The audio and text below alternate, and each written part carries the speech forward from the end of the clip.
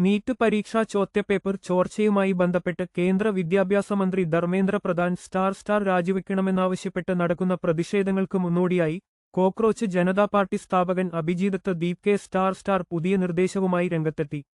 അമേരിക്കയിൽ നിന്ന് തിരിച്ചെത്തുന്ന തന്നെ സ്വീകരിക്കാനായി ഡൽഹി ഇന്ദിരാഗാന്ധി രാജ്യാന്തര വിമാനത്താവളത്തിൽ പ്രവർത്തകർ എത്തരുതെന്ന് അദ്ദേഹം അഭ്യർത്ഥിച്ചു. നേരത്തെ പ്രതിഷേധത്തിന്റെ ഭാഗമായി വിമാനത്താവളത്തിൽ ഒത്തുചേരാൻ പ്രവർത്തകരോട് ആഹ്വാനം ചെയ്തിരുന്നു.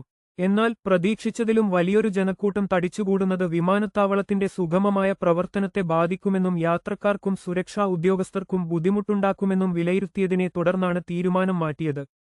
ന്യൂസ് കേരള വാട്സാപ്പ് ഗ്രൂപ്പ് ചേരാൻ click here. News Kerala Telegram group ചേരാൻ ക്ലിക്ക് ഹിയർ. മാറ്റപ്പെട്ട പ്രതിഷേധ പരിപാടി വിമാനത്താവളത്തിനു പകരം ജന്തർമന്ദറിൽ നടത്താൻ നിശ്ചയിച്ചിരിക്കുന്ന പ്രതിഷേധത്തിനായി അനുമതി തേടി പാർലമെന്റ് സ്ട്രീറ്റ് പോലീസ് സ്റ്റേഷനിലേക്കാണ് താൻ നേരിട്ട് പോകുന്നതെന്ന് അഭിജിത്ത് ദീപ് കെ സ്റ്റാർ വ്യക്തമാക്കി.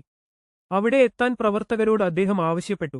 നിയമവാഴ്ചയ്ക്കുള്ള ആഹ്വാനം പ്രതിഷേധം സമാധാനപരവും നിയമവിധേയവുമായിരിക്കണമെന്ന് അദ്ദേഹം അണികളെ ഓർമ്മിപ്പിച്ചു.